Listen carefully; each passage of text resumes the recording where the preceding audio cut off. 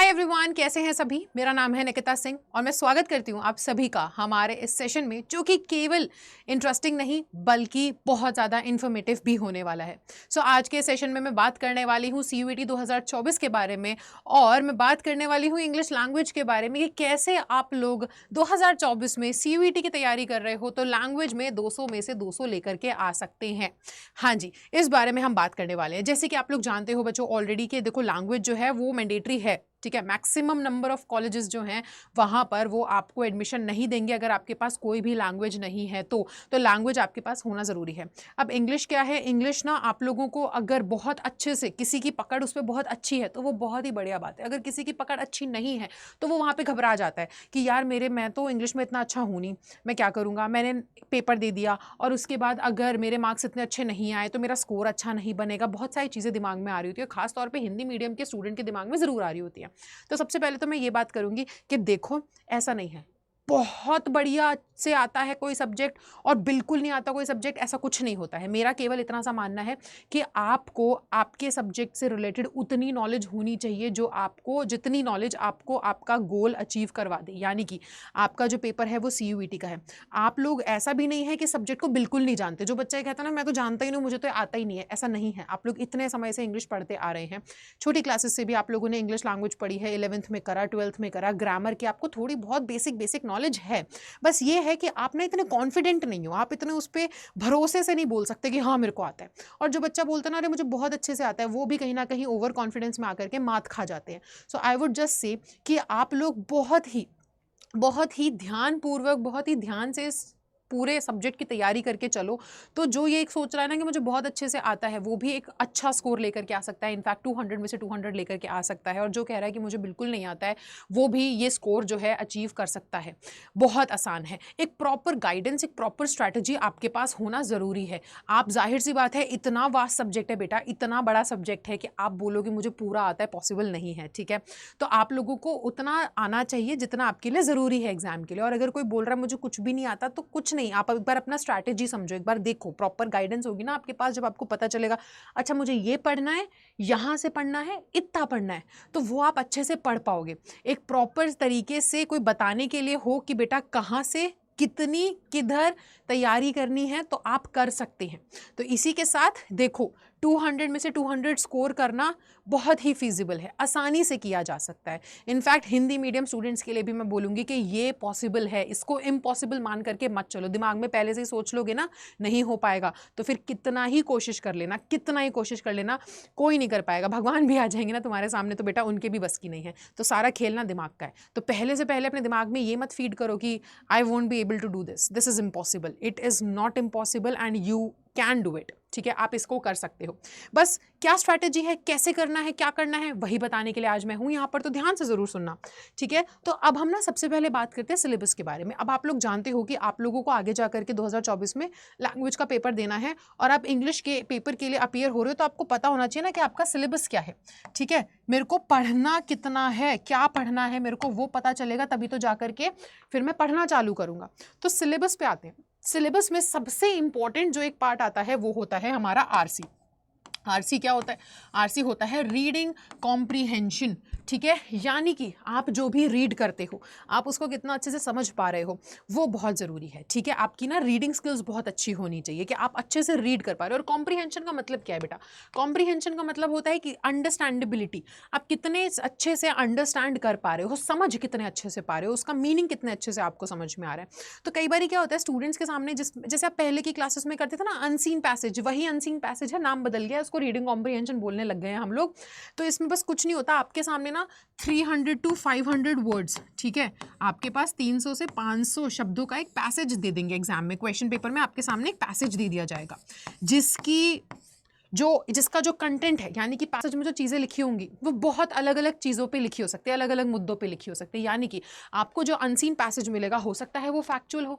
अब फैक्चुअल का मतलब क्या? यानी कि हो सकता है कि जो आपको जो पैसेज दिया गया है वो किसी फैक्ट के ऊपर बेस्ड हो, ठीक है। हो सकता है कि आपको कोरोना वायरस के ऊपर आपको एक प्रॉपर पैसेज आ जाए और उसके अंदर वो फैक्ट्स एंड फिगर्स के ऊपर बात कर रहे हैं कि इतना ये फैक्ट है, इतने इतने नंबर के लोगों के साथ मतलब ये प्रॉब्लम हुई थी, इतने इतने लोग इन्फेक्टेड थे, ये चीज़ें हुई है ना, इन सब चीज़ों के ऊपर आ सकता है, इकोनॉमी के ऊपर आ सकता है, कोई भी चीज़, मतलब कि जो फैक्ट्स के, तथ्य के बेसिस पे बात करी जाएगी। तो वो जो पूरा पैसेज होगा, पैराग्राफ होगा, उसमें कुछ ऐसी बात होंगी जो फैक्ट्स होंगे, ठीक है। अगला आपसे पैसेज जो है वो एक नरेटिव आ सकता है, यानी कि एक नरेशन, कोई कहानी के तौर पे कोई आपको कोई चीज़ बता रहा है, कोई चीज़ समझा रहा है, उस टाइप का पैसेज आ सकता है ना, कि एक छोटी सी स्टोरी टाइप की कुछ लिखी होगी इसके अंदर।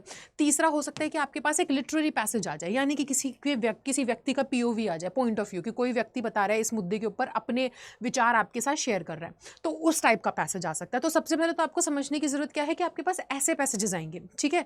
या तो फैक्ट्स होंगे उस पैसेजेस के अंदर, तथ्य की बात हो रही होगी, या तो फिर कोई कहानी की बात हो रही होगी, या फिर कोई व्यक्ति अपना नजरिया बता रहा होगा। इस तरीके के अलग अलग पैसेजेस आएंगे।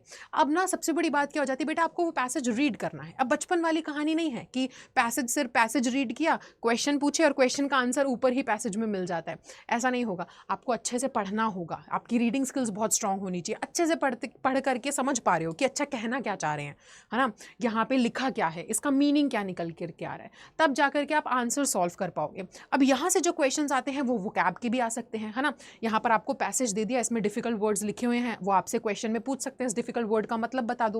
वो आपसे ये भी पूछ सकते हैं कि ये किस प्रकार का पैसेज है, क्या ये फैक्चुअल है, क्या ये नैरेटिव है, क्या फिर ये लिटरेरी है। वो आपसे अलग अलग तरीके के क्वेश्चंस यहाँ से पूछेंगे, ठीक है। सो ये होगा, वो क्वेश्चंस का आंसर आप तभी कर पाओगे जब आपकी ना रीडिंग स्किल अच्छी होगी, जब आपकी वोकैब बहुत स्ट्रांग होगी, कि आप जो पढ़ रहे हो आप उसे समझ भी पा रहे हो।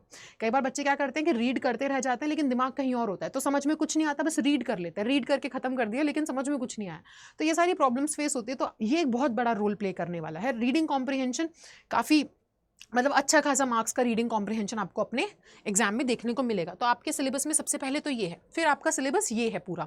अब इसमें क्या क्या है आपके पास ना, करेक्ट स्पेलिंग्स। अब मैंने हमेशा से बोला बेटा स्पेलिंग्स पे ध्यान दिया करो, तो ये जो स्पेलिंग्स है वो आपके सामने ना चार ऑप्शंस आएंगे। एमसीक्यू बेस्ड होता है पूरा पेपर, तो आपके सामने 4 ऑप्शंस दे देंगे, वो 4 से 5 ऑप्शंस, और आपसे बोलेंगे कि बताइए कौन सी करेक्ट स्पेलिंग है। तो इस टाइप के क्वेश्चन आ सकते हैं। सिनोनिम्स और एंटोनिम्स पूछ सकते हैं। अब यहाँ पर ये समझ करके चलो, जो सिलेबस है उसमें सबसे जो बहुत ही मेजर पार्ट है ना, वो वोकैब का है। वोकैब बहुत स्ट्रॉन्ग करके चलनी पड़ेगी, ठीक है। ग्रामर, वोकैब, तो तभी मैं बोल रही हूँ कि जो बच्चा बोलता है ना मेरे को इंग्लिश बड़ी अच्छे से आती है, तो बेटा वहीं पर ना जब आप ओवर कॉन्फिडेंट हो जाते हो ना, बहुत अच्छे से आती है, तो आप बेसिक्स भूल जाते हो। बेस आपका इतना ना, क्या कहते हैं, कई बार बेसिक क्वेश्चन में ही हम अटक करके रह जाते हैं, क्योंकि बहुत बड़ा सब्जेक्ट है, बहुत वास्ट सब्जेक्ट है, ठीक है। आपसे ना कहीं से भी उठा करके कोई भी क्वेश्चन पूछ लेंगे, टेंसेस का क्वेश्चन भी आ जाएगा आपके सामने, तो फिर आपके से नाउन का भी क्वेश्चन पूछ सकते हैं, वर्ब का भी पूछ सकते हैं, नरेशन भी आ जाएगा, वॉइसेस भी आ जाएंगे, अलग अलग टाइप के कुछ भी कहीं से भी क्वेश्चन आ सकते हैं, ठीक है। वोकैब के भी आपसे ऐसे वर्ड्स पूछ लेंगे जो शायद आपने बचपन में पढ़ रखे होंगे, 8, 9, 10, 11, 12 की इंग्लिश में। कुछ ऐसे वर्ड्स भी आ जाएंगे जो शायद आपने कभी देखे नहीं होंगे, तो आपकी प्रॉपर तरीके से तैयारी होनी चाहिए, ठीक है। सो सिनोनिम्स और एंटोनिम्स आ जाएंगे आपके सामने, फिर फिल इन द ब्लैंक्स आ जाएंगे। अब फिल इन द ब्लैंक्स के अंदर ना वो आपसे कुछ भी पूछ सकते हैं, वोकैबुलरी से रिलेटेड क्वेश्चन भी हो सकता है, ग्रामर रिलेटेड क्वेश्चन भी हो सकता है, ठीक है। वन वर्ड सब्स्टिट्यूशन भी आएगा आपके सामने, इडियम्स एंड फ्रेजेस, भाई ये भी बहुत अच्छे से आपके स्ट्रॉन्ग होने चाहिए, ये भी आएंगे। पोएटिक डिवाइसेस, जो मैं आपको पढ़ाती हूँ ना क्लासेस में, तो पोएटिक डिवाइसेस जिसे आप फिगर ऑफ स्पीच भी कहते हो, यहाँ से भी क्वेश्चन आते हैं। वो 3 से 4 लाइनें लिख करके भेज देंगे आपको और बोलेंगे बताओ यहाँ पे कौन सा पोएटिक डिवाइस यूज हुआ है, 4 ऑप्शंस दे देंगे, ऐसे क्वेश्चन आ सकते हैं, ठीक है। या फिर वो पूछ लेंगे कि अच्छा इस पोएटिक डिवाइस का मतलब क्या है, 4 ऑप्शंस दे देंगे, तो आपको वहाँ पे चूज करना पड़ेगा। तो इस तरीके से आपसे क्वेश्चन आएंगे। एनोलॉजीज आती हैं। अच्छा पैराजम्बल्स क्या होते हैं, आपको ना एक लाइन दे दी जाएगी, एक सेंटेंस दे दिया जाएगा, रीअरेंजमेंट ऑफ सेंटेंसेस ये भी बोलते हैं हम इसको। तो आपको ना एक सेंटेंस दे दिया जाएगा, या एक 3-4 लाइनों का सेंटेंस या एक पार्ट दे दिया जाएगा, जिसको आपको ना सही से अरेंज करना है। जैसे कि अगर मैं बोलूँ गो टू स्कूल आए, अब आपको समझ में आ रहा है जो सेंटेंस है ये टेढ़ा मेढ़ा दे रखा है ना, ये सही सेंटेंस नहीं है। सही सेंटेंस क्या होगा, आई गो टू स्कूल। अब ये मैं बोल दूं उल्टा करके, गो टू स्कूल आए, तो अब आपको क्या करना है, ये जंबल करके दे दिया आपको, उथल पुथल करके सेंटेंस दे दिया आपको, इसे सही तरीके से सही ऑर्डर में लगाना है। वही होता है पैराजंबल, कि आपको सेंटेंसेस ऊपर नीचे करके दे देंगे, आपको सही ऑर्डर में लगाना होगा, ठीक है। उसके बाद पैराग्राफ्स, सो जैसे कि मैंने बताया पैराग्राफ्स वही वो आपका रीडिंग कॉम्प्रिहेंशन रिलेटेड है। एरर स्पॉटिंग और सेंटेंस इंप्रूवमेंट ये भी आता है। अब एरर स्पॉटिंग यानी कि आपको ना कोई एक सेंटेंस दे दिया जाएगा और उस सेंटेंस में छोटी मोटी कोई गलती होगी, तो आपसे पूछेंगे कि अब आपको बताना है कि कौन से पार्ट में गलती है, आप उसको चूज करेंगे। फिर आपसे दूसरे टाइप का क्वेश्चन आ जाता है कि आपको ना जो गलत सेंटेंस दे रखा है वो बोलेंगे कि ये गलत है। आपको एक सेंटेंस लिख देंगे और सेंटेंस के अंदर लिखेंगे ये गलत है, अब आप बताइए कि इस गलती को इंप्रूव कैसे करेंगे। 4 ऑप्शंस दिए गए हैं, सही ऑप्शन का इस्तेमाल करके इस गलती को इंप्रूव कर दो। तो इस तरीके से आपसे सेंटेंसेस, आप इस तरीके से आपसे क्वेश्चंस पूछे जाते हैं। तो आपको इन सभी चीज़ों की तैयारी करनी है, ठीक है। तो अब यहाँ पर इन सभी चीज़ों की तैयारी तो आपको करनी है। अब आपको समझ में आ गया कि ये तो आपका क्या हुआ, ये तो हो गया आपका पूरा का पूरा सिलेबस, कि आपको ग्रामर भी अच्छे से पता होनी चाहिए, वोकैब भी पता होनी चाहिए, रीडिंग भी आपकी अच्छी होनी चाहिए, है ना। ये सारी चीज़ें आपको लेकर के चलनी है। अब आपके सामने क्वेश्चंस तो उन सभी सिलेबस में से, यहाँ सबसे, इन सबसे आपसे क्वेश्चंस तो आएंगे, लेकिन मार्किंग स्कीम क्या होगी, है ना। सिलेबस जानने के बाद मार्किंग स्कीम जान लेते हैं। तो बेटा आपको मार्क्स कुछ इस तरीके से दिए जाएंगे, यानी कि क्वेश्चन पेपर में आपको टोटल 50 क्वेश्चन पूछे जाएंगे। टोटल कितने क्वेश्चन आएंगे, 50 क्वेश्चन आपके सामने आने वाले हैं। 50 में से आपको कोई भी 40 क्वेश्चन करने हैं, ठीक है। यानी कि आपके पास ऑप्शन रहेगा, चॉइस होगी 10 क्वेश्चंस की, 50 क्वेश्चन पूछेंगे, कोई भी 40 आपको करने। अब बेटा हर एक सही जवाब के लिए, हर एक क्वेश्चन का सही जवाब दोगे तो 5 नंबर मिलेंगे। तो यानी कि 40 क्वेश्चन अगर आप करते हो और 40 को इंटू 5 कर देंगे तो कितना निकलता है, 200 नंबर निकलते हैं कि नहीं निकलते हैं। तो इस तरीके से आपके 200 नंबर निकल रहे हैं, ठीक है, कि आपको 50 में से 40 क्वेश्चन करने और हर क्वेश्चन 5-5 नंबर का है। तो हर सही जवाब पे 5 नंबर मिलेंगे, लेकिन ट्विस्ट ये है कि हर गलत जवाब पे 1 नंबर घट भी जाएगा, समझे। तो यानी कि अगर आपने एक क्वेश्चन है उसका सही जवाब दिया, आपके +5 हो गए, आपके 5 मार्क्स वहां से बन गए। अगले क्वेश्चन का आपने गलत जवाब दे दिया तो 1 नंबर कट गया, यानी कि अब आपने जो 5 नंबर आपको पहले क्वेश्चन से मिले थे, अब वो केवल 4 हो चुके हैं, क्योंकि 1 नंबर आपका जा चुका है, ठीक है। अब अगर आप कोई क्वेश्चन छोड़ देते हो, फॉर एग्जाम्पल आपके सामने क्वेश्चन आ गए, है ना, फॉर एग्जाम्पल आपके सामने यहाँ पर 3 क्वेश्चन आ गए, ठीक है। पहले क्वेश्चन से आपको +5 हो गया, ठीक है, आपने सही जवाब दिया, आपको मार्क्स मिल गए। दूसरे क्वेश्चन में आपने गलत जवाब दिया, ठीक है, गलत आंसर था तो आपका -1 हो गया। और तीसरे क्वेश्चन में ना आपको समझ में ही नहीं आ रहा है, आप सोच रहे हो कि यार मेरा पहला क्वेश्चन में 5 नंबर मिले थे क्योंकि सही था, दूसरे क्वेश्चन में -1 हो गया, तीसरे क्वेश्चन में अगर आपको आता ही नहीं है, आप डाउटफुल हो कि यार इसका आंसर क्या है मुझे पता नहीं, आप छोड़ के आते हो तो आपको 0 मिलेगा। तो इसलिए ना स्ट्रैटेजी के साथ चलना पड़ता है। स्ट्रैटेजी बहुत ज़्यादा ज़रूरी है आप लोगों के लिए, कि आप लोगों को पता है कि मुझे किस किस चीज़ की तैयारी करनी है, आप उन चीज़ों की तैयारी करके गए हो, लेकिन क्वेश्चंस आपको कैसे भी घुमा करके आ रहे हो। तो बेटा ज़रूरी नहीं होता है जहाँ पे नेगेटिव मार्किंग होती है ना, पूरा पेपर सॉल्व करके आ रहे हो आप लोग, ध्यान से क्वेश्चंस को अटेम्प्ट करना होता है, एक स्ट्रैटेजी होनी चाहिए प्रॉपर, क्योंकि जहाँ जहाँ गलत गए वहाँ नंबर, जितने नंबर अभी तक कमाए हैं ना, 20 नंबर अगर मिले हैं, 4 क्वेश्चन सॉल्व करे, है ना, और हर क्वेश्चन पे 5 नंबर मिले, तो जो 20 नंबर मिले हैं ना, अगर अगले तुमने 4 क्वेश्चन गलत कर दिए तो फिर 4 नंबर वहाँ से कट भी जाएंगे। तो इस तरीके से ध्यान रख के चलना पड़ेगा, ठीक है। और देखो फायदा किसमें होता है, जब आंसर नहीं आता होता है तो अगर आप छोड़ के आओगे ना तो आपका मार्क्स माइनस में नहीं जाता। यानी कि अगर 5 मिले हैं और 5 मिलने के बाद अगला क्वेश्चन आप छोड़ देते हो, ये दोनों क्वेश्चन अगर आप छोड़ देते हो तो आपके 5 नंबर तो रहेंगे, लेकिन वहीं पर अगर गलत करके आते हो तो 5 का 4 हो जाएगा कि नहीं हो जाएगा, क्योंकि -1 हो जाएगा। सो स्ट्रैटेजी चाहिए इसके लिए, ठीक है। तो यही मैं आपको बता रही हूँ कि यहाँ पर देखो सिलेबस भी अब आप जान चुके हो और आपको समझ में आ गया कि आपका पेपर पूछेगा कैसे। 50 में से 40 क्वेश्चन करने, हर क्वेश्चन के +5 और हर गलत आंसर के -1। तो अब आपको ये भी समझ में आ गया कि मार्किंग स्कीम भी क्या है। अब बहुत इंपॉर्टेंट है आपके लिए स्ट्रैटेजी, कि कैसे मेरे को क्वेश्चंस पूछे जाएंगे समझ में आ गया, क्या पढ़ना है समझ में आ गया, स्ट्रैटेजी क्या होनी चाहिए, कैसे पढ़ के चलो। तो आपको ना स्ट्रैटेजी यहाँ पर थोड़ी डिवाइड करके चलनी पड़ेगी 3 तरीके से। बेटा मोटा मोटा अगर हम देखें ना तो आपका जो इंग्लिश का पेपर है उसके अंदर ग्रामर से क्वेश्चन आएंगे। अब ग्रामर बहुत वास्ट है, आपको हर तरीके से क्वेश्चन आ सकता है। आपके सामने मैंने क्या बोला, आपके सामने जो है आपसे पूछ सकते हैं वो फिल इन द ब्लैंक्स भी, आपसे पूछ सकते हैं एरर स्पॉटिंग भी, आपसे पूछ सकते हैं वो सेंटेंस इंप्रूवमेंट भी, ठीक है। वर्बल एबिलिटी के अंदर सब कुछ ही आ जाता है। फिर आपको इसके लिए क्या, यानी कि आपको ना इन सब क्वेश्चंस को सॉल्व करने के लिए, इन सब तरीके के क्वेश्चंस को सॉल्व करने के लिए आपको क्या करना पड़ेगा, आपको इन सब क्वेश्चंस के को सॉल्व करने के लिए आपको प्रॉपर ग्रामर नॉलेज होनी चाहिए। यानी कि उसके अंदर आपको नाउन भी पता होना चाहिए भाई, वर्ब भी पता होना चाहिए, टेंसेस भी आपको सब रूल्स पता होने चाहिए उसके, आपको फिर वॉइसेस भी पता होने चाहिए, नरेशन भी आपको आना चाहिए, है ना। ये सारी चीज़ें हो गई, नरेशन भी आपको प्रॉपर तरीके से आना चाहिए। यहाँ सभी से क्वेश्चन आ जाते हैं, आर्टिकल्स आपको पता होने चाहिए भाई, प्रेपोजिशंस आपको पता होने चाहिए, है ना। तो ये सारी चीज़ों की आपको अच्छे से नॉलेज रखनी पड़ेगी, क्योंकि आपके जो क्वेश्चंस बन रहे हैं वो यहीं से बन रहे हैं। यही आपका ग्रामर का सिलेबस है जो आप बचपन से पढ़ते आ रहे हो।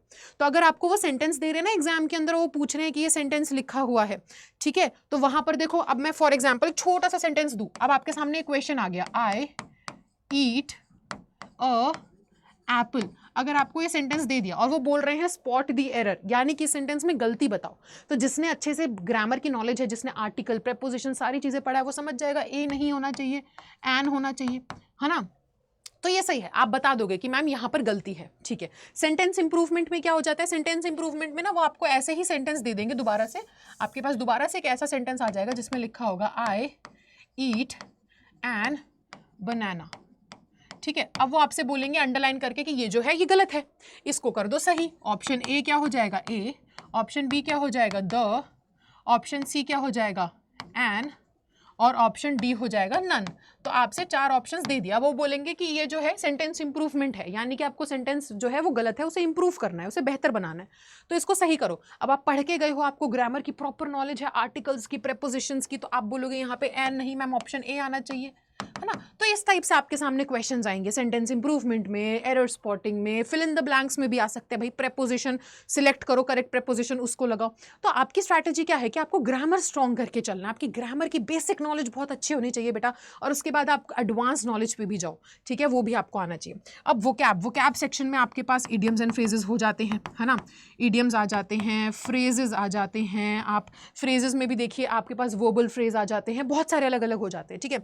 उसके बाद वन वर्ड सब्स्टिट्यूशन हो जाता है आपके पास, फिर आप आते हो एंटोनिम्स सिनोनिम्स पर, फिर उसके बाद अगर हम देखें फॉरेन वर्ड्स भी आ जाते हैं आपके पास, है ना। तो ये सारी चीज़ें होती हैं, तो वोकैब आपकी बहुत स्ट्रांग होनी चाहिए। और दूसरी चीज़ रही रीडिंग। अब आप अगर देखो, रीडिंग का केवल ये मतलब नहीं होता कि मैंने खड़े होकर पैराग्राफ पढ़ लिया, इसका पूरा नाम है रीडिंग कॉम्प्रीहेंशन। तो जो रीड किया है वो समझ में कितना आया वो भी ज़रूरी है, ठीक है। तो ये सारी चीज़ें जो है आपकी स्ट्रैटेजी इस तरीके से होनी चाहिए कि आप सबको इक्वल इंपॉर्टेंस दे सको, ग्रामर भी उतनी स्ट्रांग हो, वोकैब भी हो और रीडिंग भी हो, ठीक है। और वोकैब और रीडिंग तो फिर आप ना न्यूज़पेपर सबसे बेस्ट रहता है कि आप उसके से तैयारी करें, और प्रॉपर तरीके से आपके पास पीडीएफ्स हों, आपके पास सारी चीज़ें हों, आपके पास स्टडी मटेरियल प्रॉपर हो, तो आप इन सब की तैयारी बहुत अच्छे तरीके से कर सकते हो। न्यूज़पेपर अगर आप रीड करते हो तो जाहिर सी बात है वहाँ पे डिफिकल्ट वर्ड्स मिलेंगे, उससे आपकी वोकैब स्ट्रांग हो जाएगी और आपकी रीडिंग भी बेहतर हो जाएगी, क्योंकि आप उसे पढ़ करके समझ भी पाओगे कि लिखा क्या है आर्टिकल में, ठीक है। तो ये सारी चीज़ें हैं।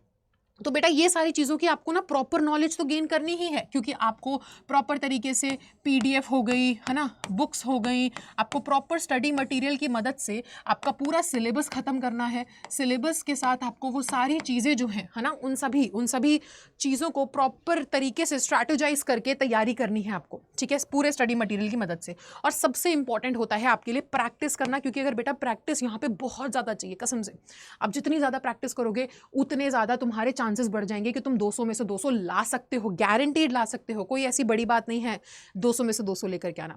प्रैक्टिस बहुत ज़्यादा ज़रूरी है। अब प्रॉब्लम क्या आती है, प्रॉब्लम ये आती है कि आप लोग को प्रैक्टिस करने के लिए आप मॉक टेस्ट दे दो, आप प्रीवियस ईयर क्वेश्चन पेपर करो, ज़्यादा से ज़्यादा आप करोगे उतना ज़्यादा आपके लिए बेहतर है। अब बच्चे फंस जाते हैं कि मैं कौन सी बुक से पढ़ूँ, मैं कहाँ से पढ़ूँ, कौन मुझे बताएगा कि इतने वोकैबुलरी तो मैम बहुत बड़ी होती है, मुझे कौन बताएगा कि मुझे कौन से शब्द पढ़ने हैं, ग्रामर तो इतनी सारी है, मैं उसके कौन से रूल पढ़ूँ, इतने सारे रूल्स होते हैं उसके, ग्रामर में इतना कंफ्यूज हो जाता हूँ मैं, कैन कहाँ पे यूज़ करूँ, कुड कहाँ पे यूज़ करूँ, मे और माइट में फ़र्क क्या होता है, टेंसेज में प्रेजेंट टेंस और पास्ट टेंस में फ़र्क समझ में नहीं आता, टाइप्स ऑफ सेंटेंसेस समझ में नहीं आते, तो मैं कहाँ से पढ़ूँ। सिलेबस समझ में आ गया, तीनों चीज़ों को कैसे स्ट्रैटेजी के हिसाब से लेकर के चलना है वो समझ में आ गया, मार्क्स कहाँ मिलेंगे कहाँ कटेंगे वो समझ में आ गया, पढ़ना कहाँ से है, प्रैक्टिस कहाँ से करनी है समझ में नहीं आया। तो उसके लिए मैं आप लोगों को बता रही हूँ बेटा कि आप लोगों को उसके लिए कुछ नहीं करना है, आपको गूगल पे जाकर के देखो सारी जो क्लासेस हैं, पीडीएफ्स वगैरह जो है, मैं आप लोगों को सीयूईटी इंग्लिश की पूरी प्रॉपर तैयारी करवा रही हूँ, ठीक है। इनफैक्ट अगर आप लोग जानते हैं तो आप लोग को पता होगा कि डेली बेसिस पर, ठीक है, डेली बेसिस पर जो आप लोगों को डेली ग्रामर डोज मिल रहा है ना, सुबह जो आप लोगों को डेली ग्रामर डोज मिल रहा है वो क्या है, वो ना छोटी 15 से लेकर के 20 मिनट्स की वीडियोस हैं, जिसके अंदर मैंने इंपॉर्टेंट ग्रामर कॉन्सेप्ट्स के बारे में बात करी है, ऐसे कॉन्सेप्ट्स जो ना बहुत कंफ्यूजिंग होते हैं। तो अब बड़ी लंबी 1-1, 2-2 घंटे की क्लास लेने की बजाय आप क्या कर सकते हो, आप ना इसमें अपने ग्रामर को, अपनी ग्रामर की नॉलेज को और इन कंफ्यूजिंग कॉन्सेप्ट्स को क्लियर कर सकते हो अच्छे से। अगर आप इन वीडियोज़ को देखते हो जो 15-20 मिनट की है, सुबह 6 बजे आपको चैनल पे मिल जाती हैं, तो आप उस वीडियो को भी देखोगे तो छोटा सा एक डोज हो जाएगा कि आपका जो कॉन्सेप्ट है वो बहुत जल्दी क्लियर हो जाएगा। सो इसके माध्यम से आप अपने कंफ्यूजिंग कॉन्सेप्ट्स को क्लियर कर सकते हो। दूसरी चीज़ क्या होगी, दूसरी चीज़ जैसे कि मैंने आपको बताया कि आप ना गूगल पे जाकर के अगर अड्डा 24/7, ठीक है, adda247.com अगर आप सर्च करते हैं तो आपके सामने ये साइट खुलेगी। अब इस साइट पे क्या करना है आपको, यहाँ पे सबसे ऊपर जाकर के आपको मिलेगा ऑल कोर्सेज। ऑल कोर्सेज में अगर आप जाओगे, ऑल कोर्सेज में जाने के बाद यहाँ पर देखो ठीक है, अंडर ग्रेड एंट्रेंस एग्जाम, है ना।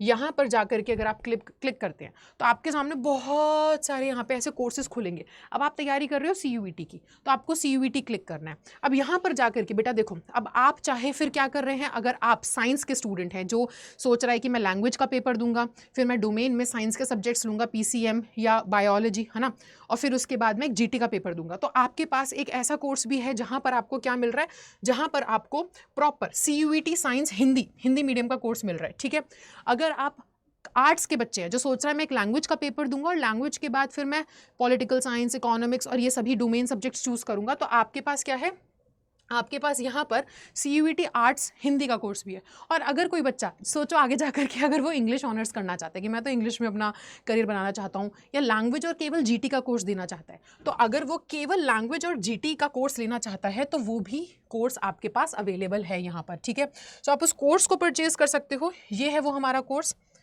ठीक है, ये है वो हमारा कोर्स। सो ये कोर्स आप ले सकते हो, जो कि प्राइस उसका क्या है 5099, लेकिन आप लोगों के लिए स्पेशल डिस्काउंट जो है वो है Y830।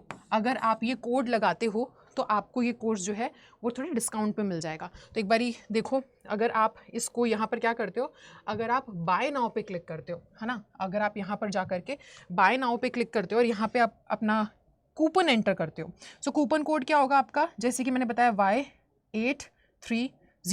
ये कोड अगर आप लगाते हो तो इस कोड से आपको पूरा यहाँ पर क्या मिल गया, आपको इतना डिस्काउंट मिल जाता है। सो कोड क्या लगाना है बेटा, कोड जो है वो है Y830।